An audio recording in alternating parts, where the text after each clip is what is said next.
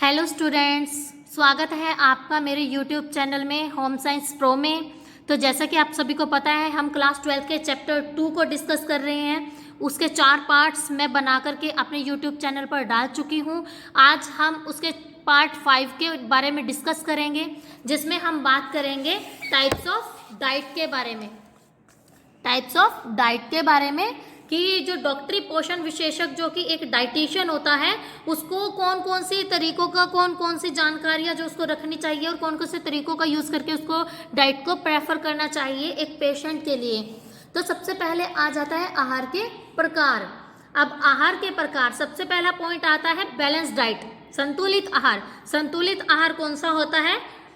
जिसमें उचित मात्रा में और उचित अनुपात में जो एक पौष्टिक तत्व होते हैं इन्वॉल्व होते हैं, इंक्लूड होते हैं, वही जो संतुलित आहार कहलाता है। हमारी दैनिक आवश्यकताओं की जो पूर्ति करे, ऐसा आहार जिसमें पौष्टिक तत्व उचित मात्रा में हो, उचित अनुपात में हो और जो शरीर की दैनिक आवश्यकताओं की पूर्ति करे, उसे हम संतुलित आहार कहते हैं। आगे आ जाता है संशोधित आहार। ऐसे आहार जो रोगी की चिकित्सीय आवश्यकता है, चिकित्सीय आवश्यकता कौन सी?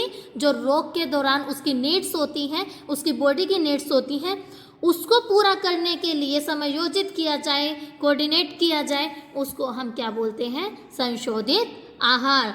अब इसमें कितने प्रकार आ जाते हैं?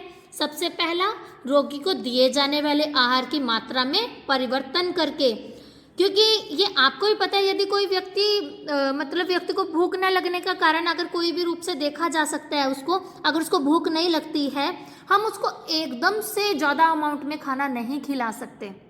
वो खाएगा ही नहीं क्योंकि उसको भूख नहीं लगती। तो ऐसी स्थिति में हम क्या करेंगे? हर थोड़े समय के बाद उसको थोड़ा थोड़ा खाना देते रहेंगे। सेकंड आ जाता है भोजन की कंसिस्टेंसी में परिवर्तन करके।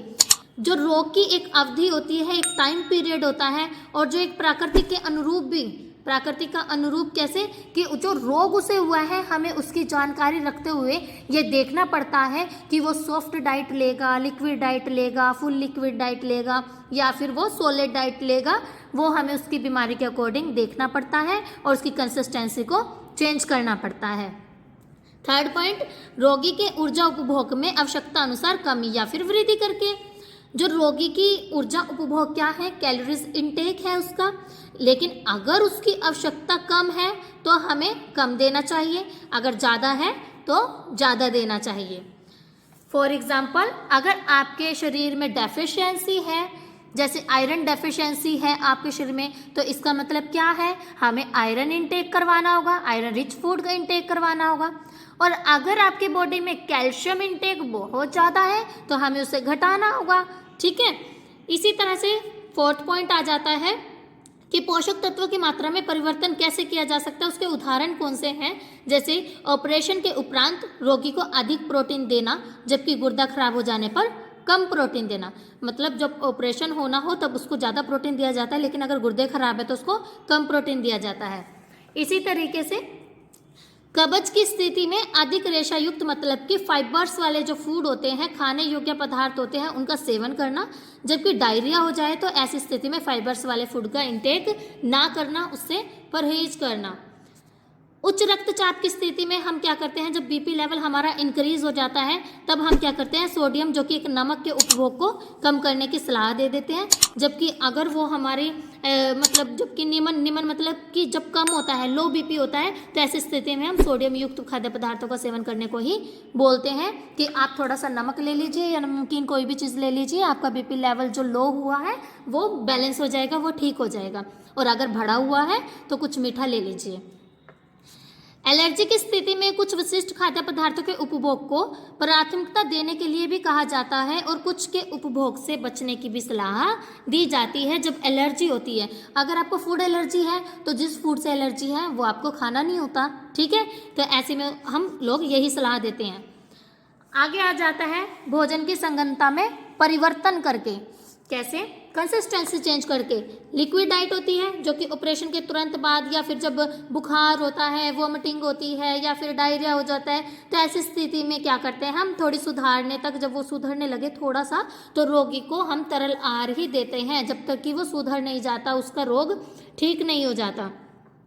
उसके बाद जैसे फटे दूध का पानी दे देना, ये सब क्या है? लिक्विड डाइट है। नींबू का पानी दे देना या उबली हुई सब्जियों का पानी दे देना भी बहुत ज़रूरी होता है और ये उसके लिए हेल्पफुल भी रहता है।